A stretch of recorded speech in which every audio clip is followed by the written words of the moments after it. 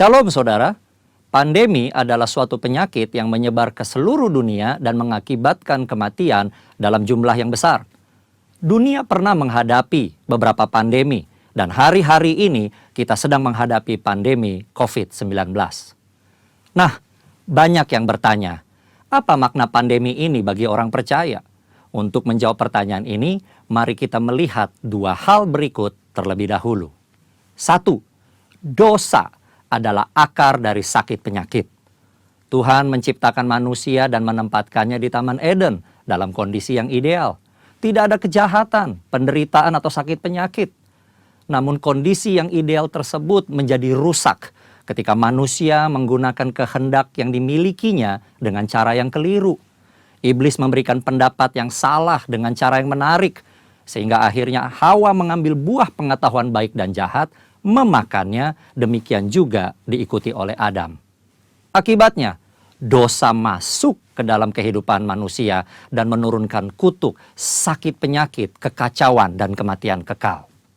2. Anak-anak Tuhan tinggal di dalam dunia yang berdosa. Kita perlu mengetahui bahwa kita sebagai orang percaya tinggal di dalam dunia yang sudah jatuh dalam dosa. Oleh karenanya, anak-anak Tuhan sangat rentan terhadap akibat-akibat dosa. Namun buat anak-anaknya, Tuhan memberikan perlindungan yang luar biasa. Ada pagar yang mengelilingi anak-anak Tuhan yang tidak dapat ditembus oleh si jahat. Jika si jahat ingin mencobai anak-anak Tuhan, mereka memerlukan izin dari Tuhan. Dan salah satu syarat Tuhan adalah pencobaan itu tidak boleh melampaui kekuatan manusia. Kita harus ingat, diberikan izin atau tidak, itu adalah kedaulatan Tuhan. Pada hari-hari ini, iblis terus bekerja untuk meningkatkan pencobaan guna mengacaukan manusia. Sehingga manusia tidak fokus pada Tuhan dan rencananya. Melalui berbagai hal, termasuk COVID-19, iblis bekerja membuat manusia takut, kacau, dan hanya berfokus menyelamatkan diri secara fisik. Di dalam hikmatnya yang tinggi dan tidak terselami oleh manusia, Tuhan mengizinkan virus itu ada. Nah, berdasar dua hal tersebut, kini kita akan melihat kehidupan Ayub agar mengerti makna pandemi bagi kehidupan orang percaya. Saudara, Ayub dicatat sebagai orang yang saleh, jujur, takut akan Tuhan, dan menjauhi kejahatan. Tuhan memberkati Ayub dan segala usahanya. Ternaknya berkembang biak mencapai ribuan. Ayub diberkati dengan 7 anak laki-laki dan 3 anak perempuan. Semua berjalan dengan baik, sampai suatu hari Ayub mengalami hal yang tidak menyenangkan. Semua anaknya mati, ternaknya habis, dan tubuhnya menderita penyakit bara. Ayub begitu menderita kesakitan sampai-sampai mengutuki hari kelahirannya. Ayub tidak tahu apa yang terjadi di hadapan Tuhan. Ayub 2 ayat 1 mencatat, pada suatu hari datanglah anak-anak Allah menghadap Tuhan, dan di antara mereka datang juga iblis untuk menghadap Tuhan. Iblis datang menghadap Tuhan dan meminta untuk mencobai Ayub. Tuhan mengizinkan hal itu karena Tuhan tahu bahwa Ayub dapat mengatasinya. Tuhan mengizinkan pencobaan ini adalah untuk menguji motivasi, memurnikan, dan menghasilkan pertobatan. Pada akhirnya tujuan Tuhan tercapai ketika Ayub berkata, hanya dari orang saja aku mendengar tentang engkau, tetapi sekarang mataku sendiri memandang engkau. Oleh sebab itu, aku mencabut perkataanku dan dengan menyesal aku duduk dalam debu dan abu. Ayub bertobat dan masuk dalam suatu dimensi rohani yang baru dalam hidupnya. Saudara, dari mempelajari apa yang dihadapi Ayub, maka ada 3 hal yang Tuhan kehendaki dari penyakit atau pandemi yang menimpa kita orang percaya, yaitu 1. Tuhan menghendaki kita orang percaya memiliki motivasi yang benar dalam mengiring dan melayani Tuhan. 2. Tuhan menghendaki kita orang percaya menjadi orang-orang yang murni. Jika diibaratkan emas, Tuhan tidak menghendaki emas 23 karat. Tuhan mau emas 24 karat. 3. Tuhan menghendaki kita bertobat, berbalik dari jalan-jalan yang jahat, dan bergantung hanya kepada Tuhan. Kesimpulannya, Tuhan yang kita sembah dan layani adalah penguasa yang maha tinggi. Tuhan yang berkuasa atas segala sesuatu. Tuhan memiliki banyak cara untuk membawa umatnya hidup dalam persekutuan yang indah. Pencobaan yang diizinkan oleh Tuhan ada dalam pertimbangan hikmat Tuhan yang sungguh alangkah dalamnya. Tuhan pasti akan memberikan jalan keluar dari pencobaan tersebut. Dan pada akhirnya kita semua masuk ke dalam dimensi yang baru. Tuhan Yesus memberkati. Amin.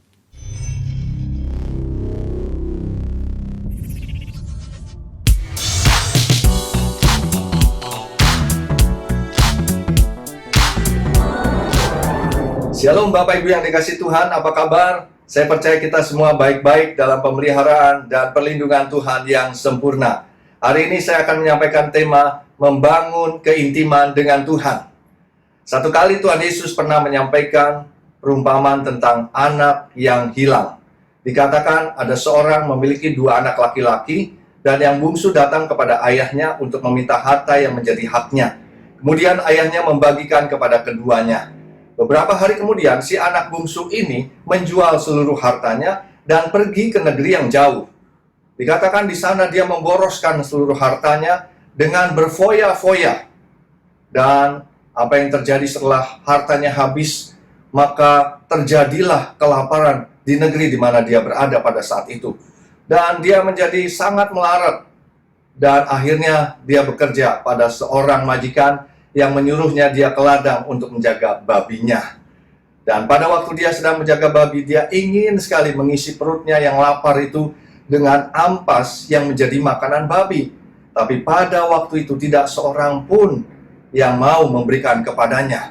Dan dalam keadaan yang demikian, anak ini menyadari keadaannya dan dia berpikir tentang rumah ayahnya di mana di sana ada begitu banyak orang-orang upahan ayahnya yang berkelimpahan makanan, sedangkan dia di situ mati kelaparan. Akhirnya dia bertekad, dia ingin kembali ke rumah bapaknya, dia ingin mengakui kesalahannya, dan dia ingin minta diterima oleh bapaknya, bukan sebagai anak, tetapi dia ingin minta menjadi sebagai orang upahan ayahnya. Dan dia lakukan itu. Pada waktu dia kembali, dan ayahnya melihat dia dari kejauhan, ayahnya berlari untuk mendapatkan dia, memeluk dia dan mencium dia. Lalu dikatakan diberikan jubah, diberikan cincin, diberikan kasut, dan dipestain saudara untuk menyambut anak yang kembali ini. Apa yang terjadi kemudian dengan si kakak, yaitu anak sulung ini? Ketika kakaknya atau anak sulung ini kembali dari ladang dan mendengar bunyi-bunyian dan melihat pesta yang dilakukan itu, dia memanggil orang upahan ayahnya dan bertanya, apa yang terjadi? Orang upahannya berkata bahwa adikmu sudah kembali dan ayahmu membuatkan semuanya ini untuk dia. Wah, anak sulung ini menjadi marah dan dia tidak mau masuk ke dalam rumah. Sampai akhirnya ayahnya keluar mendapatkan anak sulungnya dan berbincang-bincang dengan dia. Tapi tetap anak sulungnya tidak mau masuk dan menjadi marah sekali.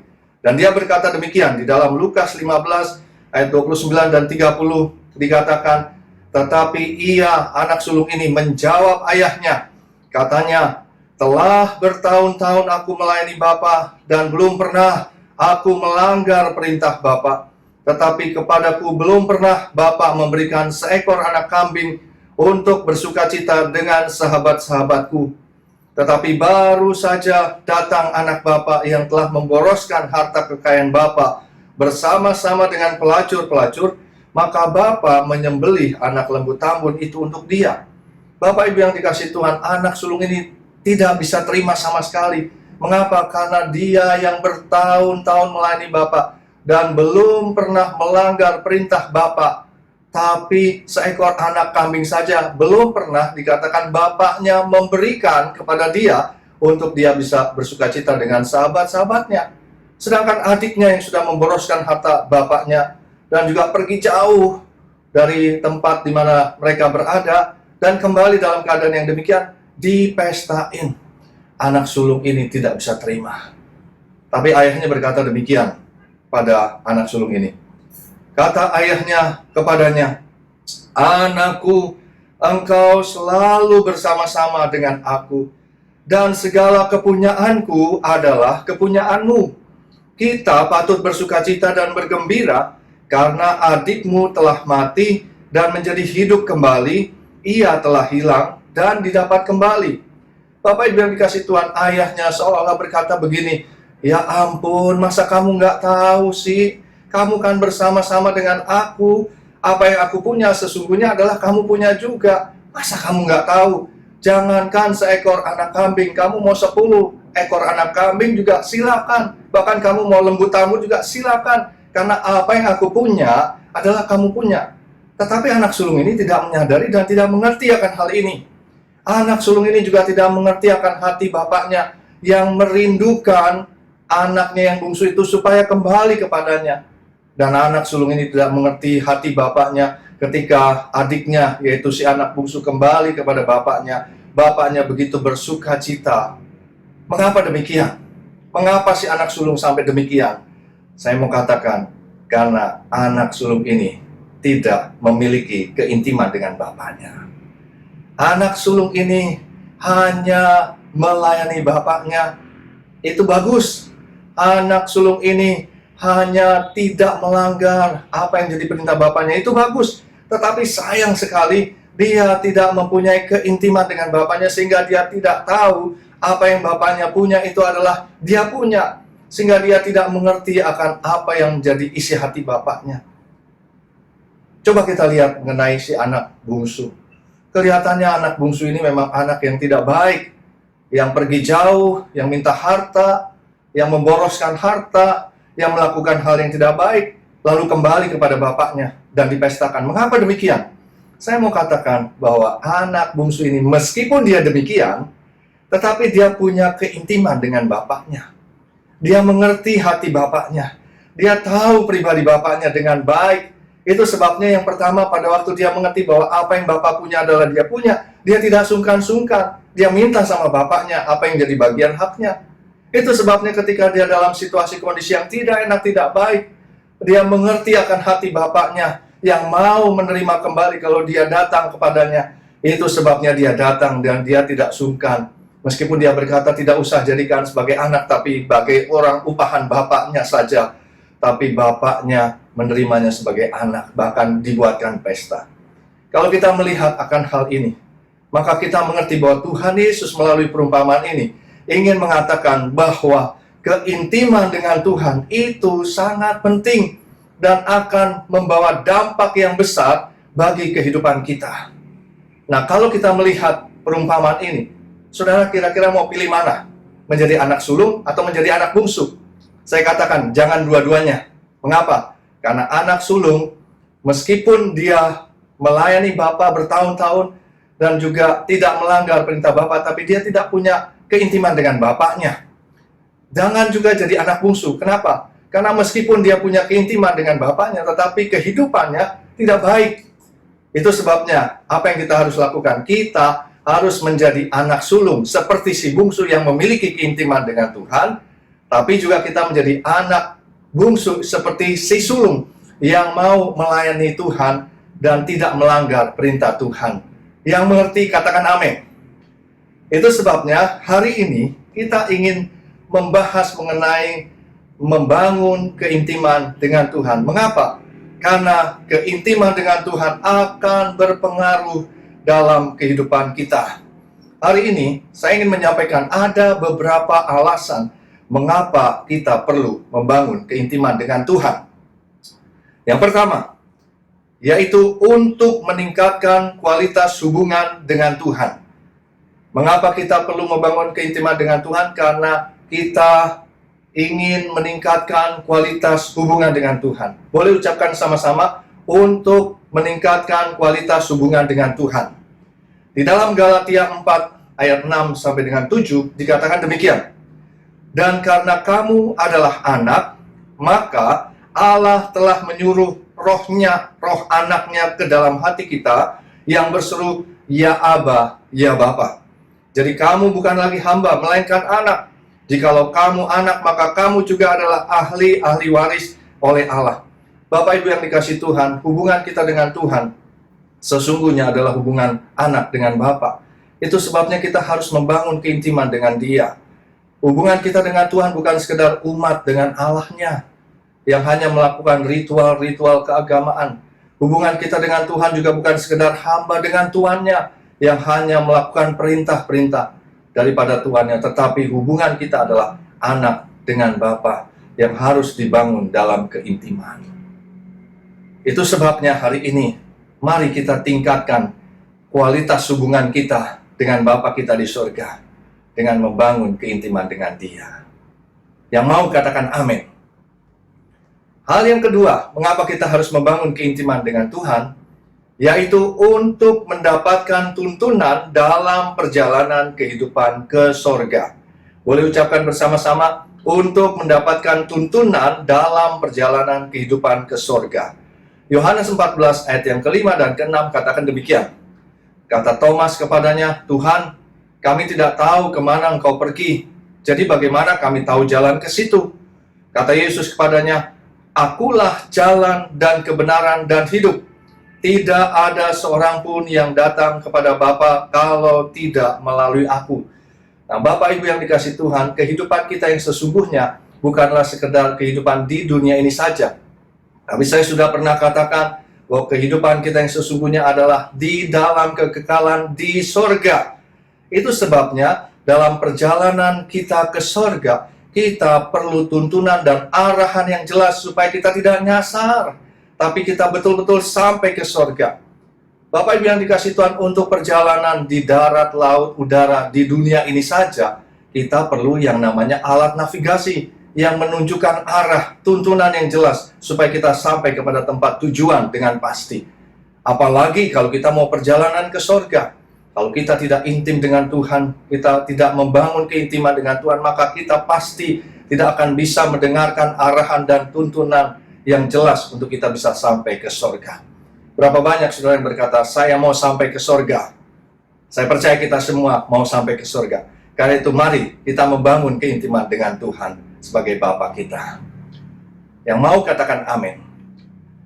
Hal yang ketiga, mengapa kita perlu membangun keintiman kita dengan Tuhan?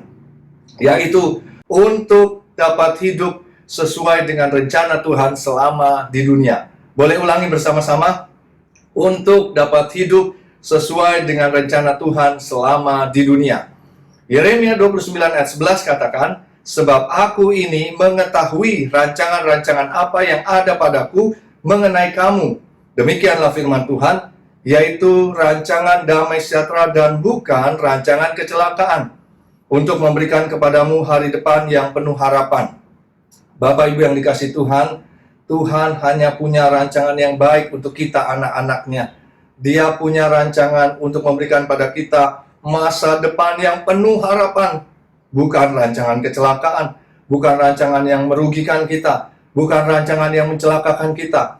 Itu sebabnya kita harus membangun keintiman dengan Tuhan. Mengapa? Supaya Dia bisa menuntun dan memimpin kita masuk dalam rencananya yang sempurna. Supaya kita mengalami hal-hal yang baik dalam kehidupan kita, supaya tidak keluar daripada rancangan Tuhan yang baik. Yang mau membangun keintiman dengan Tuhan, supaya kita hidup dalam rencananya yang baik, yang indah, boleh katakan amin. Hal yang keempat, mengapa kita harus membangun keintiman dengan Tuhan, ialah untuk dapat mengatasi persoalan kehidupan di dunia. Boleh ulangi bersama-sama? Untuk dapat mengatasi persoalan kehidupan di dunia. Ibrani 13 ayat yang kelima katakan demikian. Janganlah kamu menjadi hamba uang, dan cukupkanlah dirimu dengan apa yang ada padamu, karena Allah telah berfirman, Aku sekali-kali tidak akan membiarkan engkau, dan aku sekali-kali tidak akan meninggalkan engkau. Bapak Ibu yang dikasihi Tuhan, persoalan kehidupan di dunia ini yang kita hadapi begitu banyak, begitu kompleks, begitu rumit, dan tidak mudah untuk dipecahkan secara akal manusia. Kita sudah tahu bagaimana hari-hari yang kita jalani saat ini begitu kompleksnya, sehingga tidak mudah manusia memecahkan semua permasalahan yang terjadi. Tapi ketika kita membangun keintiman dengan Tuhan, Tuhan akan menuntun dan memimpin kita dan memberikan strategi jalan keluar, jawaban bagaimana caranya memecahkan setiap permasalahan yang kita sedang hadapi. Saya mau katakan, permasalahan menjadi permasalahan karena tidak ada jalan keluarnya. Tetapi permasalahan bukan lagi permasalahan ketika kita mendapatkan jawaban dan jalan keluarnya. Sekali lagi, mari kita membangun keintiman dengan Tuhan, supaya kita dapat mengatasi persoalan kehidupan di dunia ini. Yang mau katakan amin. Yang kelima, mengapa kita perlu membangun keintiman dengan Tuhan? Yaitu untuk dapat terhubung dengan sumber segala sesuatu. Boleh ucapkan bersama-sama, untuk dapat terhubung dengan sumber segala sesuatu. Filipi 4 ayat 6 katakan, janganlah hendaknya kamu khawatir tentang apapun juga, tetapi nyatakanlah dalam segala hal keinginanmu kepada Allah dalam doa dan permohonan dengan ucapan syukur. Bapak Ibu yang dikasih Tuhan, tahukah kita ketika kita membangun keintiman dengan Tuhan, kita sedang terhubung dengan sumber daripada segala sesuatu. Apa artinya? Sumber yang bisa memberikan apa saja kepada kita, sumber yang bisa melakukan apa saja kepada kita, sumber yang bisa menjadi jawaban atas segala hal-hal yang kita perlukan dan butuhkan. Itu sebabnya firman Tuhan katakan, janganlah hendaknya kamu khawatir tentang apapun juga. Yesus berkata, janganlah hendaknya kamu khawatir tentang apa yang kamu makan, kamu minum, kamu pakai, karena semua itu dicari oleh bangsa-bangsa, oleh orang-orang yang tidak mengenal Allah. Dengan perkataan lain, kalau kita mengenal Allah dan bukan hanya mengenal Allah, tetapi memiliki hubungan yang intim, membangun keintiman dengan Tuhan, maka sesungguhnya kita tidak perlu khawatir tentang apapun juga. Yang mengerti percaya katakan amin. Karena itu mari kita bangun hubungan kita dengan Tuhan, supaya kita dapat terhubung dengan sumber segala sesuatu. Yang mau katakan amin. Yang keenam, mengapa kita harus membangun keintiman dengan Tuhan? Yaitu untuk mendapatkan ide-ide kreatif melebihi kemampuan manusia umumnya. Boleh ucapkan sama-sama, untuk mendapatkan ide-ide kreatif melebihi kemampuan manusia pada umumnya. 1 Korintus 2 ayat 9 katakan, tetapi seperti ada tertulis, apa yang tidak pernah dilihat oleh mata, dan tidak pernah didengar oleh telinga, dan yang tidak pernah timbul di dalam hati manusia, semua yang disediakan Allah untuk mereka yang mengasihi Dia. Firman Tuhan katakan, orang yang intim dengan Tuhan, dia akan menangkap sesuatu yang belum pernah dilihat oleh mata, belum pernah didengar oleh telinga, belum pernah timbul dalam hati manusia. Artinya apa? Ada kreativitas yang melebihi daripada kemampuan manusia pada umumnya. Karena itu, saudara, kalau kita sedang membutuhkan hal-hal yang lebih lagi kreatif, datanglah kepada pencipta, yaitu Creator. Soalnya dia adalah kreatif. Karena itu ketika kita terhubung dengan Tuhan, kita membangun keintiman dengan Tuhan, akan ada ide-ide kreatif itu. Mari kita bangun hubungan kita dengan Tuhan, supaya kita mendapatkan ide-ide kreatif yang melebihi kemampuan manusia pada umumnya. Berapa banyak di antara kita yang hari ini ingin sekali membangun keintiman dengan Tuhan? Boleh angkat tangannya? Puji Tuhan. Nah, ada beberapa langkah bagaimana kita bisa membangun keintiman dengan Tuhan. Langkah yang pertama, yaitu kita harus menyediakan waktu khusus bagi Tuhan. Boleh ucapkan sama-sama, menyediakan waktu khusus bagi Tuhan. Kita ingat bagaimana kisah Maria dan Marta. Pada waktu Tuhan Yesus datang ke rumah mereka, Marta melayani Yesus dengan luar biasa. Sedangkan Maria pada waktu itu dikatakan duduk dekat kaki Yesus dan terus mendengarkan perkataannya. Dan waktu itu Marta yang melihat Maria seperti itu, dia tidak terima dan berkata kepada Yesus, minta tolong supaya Maria bantuin Marta untuk melayani Yesus. Tapi apa yang Yesus katakan kepada Marta? Yesus berkata, Marta, Marta, mengapa engkau khawatir dengan banyak perkara? Satu saja yang perlu, yaitu Maria telah menerima bagian yang tidak akan diambil daripadanya. Apa yang dilakukan oleh Maria? Maria hanya duduk memberikan waktu kepada Yesus, untuk mendengarkan perkataan Yesus, untuk menangkap isi hati Yesus, untuk bisa melakukan apa yang Yesus kehendaki. Sebaliknya Marta begitu sibuk dengan tugas-tugas pekerjaan yang harus dilakukan untuk Yesus. Hal ini bukannya tidak baik, tetapi Yesus lebih menginginkan seperti Maria yang duduk menyediakan waktu khusus bagi dia dan mendengarkan apa yang menjadi isi hatinya. dan sebelum melakukan segala sesuatu untuknya. Hari ini, jika kita ingin membangun keintiman dengan Tuhan, kita harus menyediakan waktu khusus bagi Tuhan. Apa artinya? Kita harus menyediakan waktu khusus untuk membaca firman Tuhan. Kita harus menyediakan waktu khusus untuk memuji dan menyembah Tuhan. Kita harus menyediakan waktu khusus untuk berdoa, yaitu berkomunikasi dengan Tuhan. Kita harus menyediakan waktu khusus untuk berbincang-bincang, berbicara dalam setiap waktu, setiap saat, setiap situasi, kondisi, setiap keadaan, berkomunikasi dengan Tuhan, bertanya dengan Tuhan, mengungkapkan isi hati kita kepada Tuhan. Layaknya seperti kita berbicara dengan seorang counselor atau dengan orang tua kita atau dengan rekan kita, demikianlah kita berbicara kepada Tuhan. Belajar untuk berkomunikasi dengan Tuhan dengan menyediakan waktu khusus bagi Tuhan. Bapak Ibu yang dikasihi Tuhan, Tuhan itu adalah roh sehingga dia tidak kelihatan. Tapi yang tidak kelihatan bukan berarti tidak ada. Tuhan memang adalah roh, tetapi bukan berarti dia tidak bisa berbuat apa-apa untuk manusia yang kelihatan seperti ini. Dia sanggup melakukan perkara-perkara yang besar. Karena itu mari terus gunakan waktu untuk bisa berkomunikasi dengan Tuhan. Saya pernah mendengar ada orang yang berbicara dengan binatang peliharaannya. Saya juga pernah melihat ada orang yang pernah berbicara dengan tumbuh-tumbuhan, dengan pohon yang ditanamnya. Saya juga pernah melihat ada orang yang berbicara kepada benda. Lebih lagi seharusnya kita berbicara kepada Tuhan meskipun itu tidak kelihatan. Kalau kita mau membangun hubungan dengan Tuhan yang intim, maka kita harus menyediakan waktu khusus untuk Tuhan. Yang mau katakan amin. Langkah yang kedua, bagaimana kita bisa membangun keintiman dengan Tuhan ialah dengan percaya penuh kepada pribadi Tuhan. Boleh ulangi bersama-sama? Percaya penuh kepada pribadi Tuhan. Yesaya 26 ayat yang keempat katakan demikian. Percayalah kepada Tuhan selama-lamanya, sebab Tuhan Allah adalah gunung batu yang kekal. Bapak Ibu yang dikasihi Tuhan, keintiman dengan Tuhan itu harus dibangun dengan kepercayaan yang penuh kepada pribadinya Tuhan. Artinya apa? Kita harus melihat, menilai, menganggap, dan meyakini bahwa Tuhan itu baik dan tidak pernah ada rancangan yang jahat. Bahwa Tuhan itu selalu benar, Tuhan itu tidak pernah salah.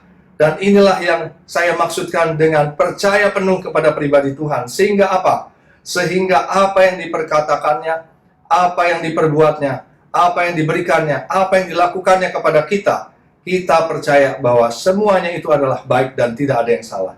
Mengapa demikian? Karena ada banyak orang yang ketika doanya tidak dijawab, ketika dia mengalami hal-hal yang tidak sesuai dengan apa yang jadi ekspektasi atau harapannya, maka dia marah sama Tuhan. Dia komplain dengan Tuhan. Sama seperti anak sulung tadi, ketika dia tidak mendapatkan apa yang dia inginkan, dia marah sama bapaknya. Padahal bapaknya bilang, kamu yang gak ngerti, kamu yang gak tahu bahwa segala sesuatu yang aku punya, kamu punya. Demikian juga dengan kita.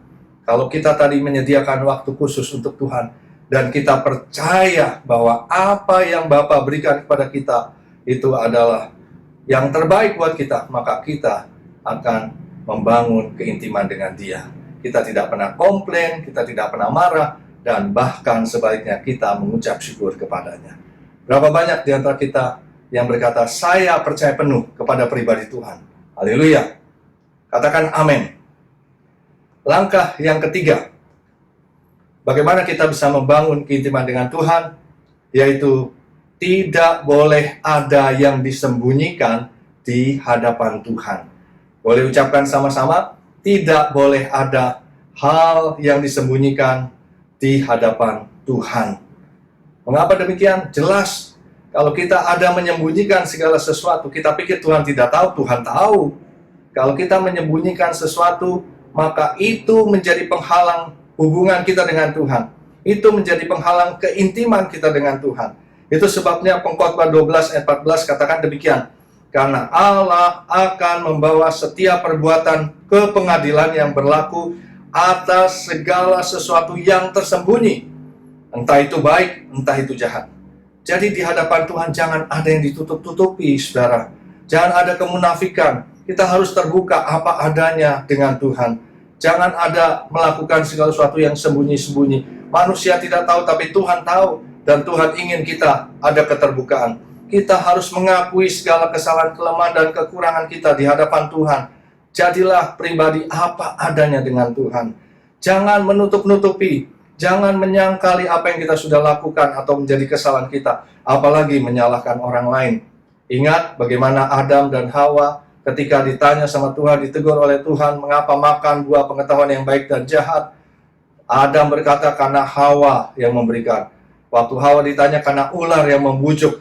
Itu yang terjadi terhadap manusia. Itu sebabnya hari ini yang Tuhan inginkan adalah keterbukaan dari kita. Jangan tutup-tutupi, jangan ada hal yang tersembunyi di hadapan Tuhan. Ketika kita membuka segala sesuatu di hadapan Tuhan, maka kita sedang membangun keintiman dengan Tuhan. Yang mau katakan amin.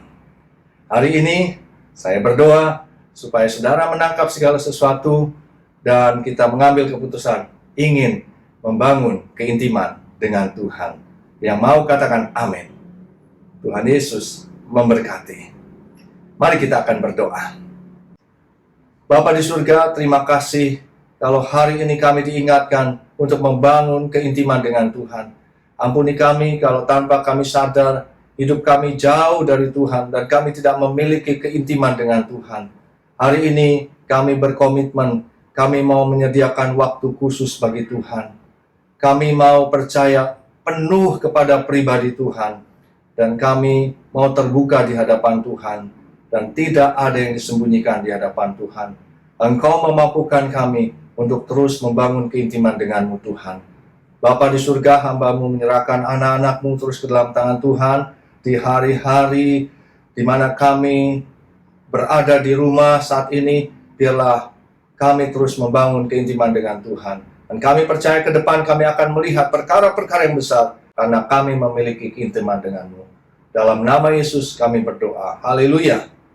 Amin. Tuhan Yesus memberkati.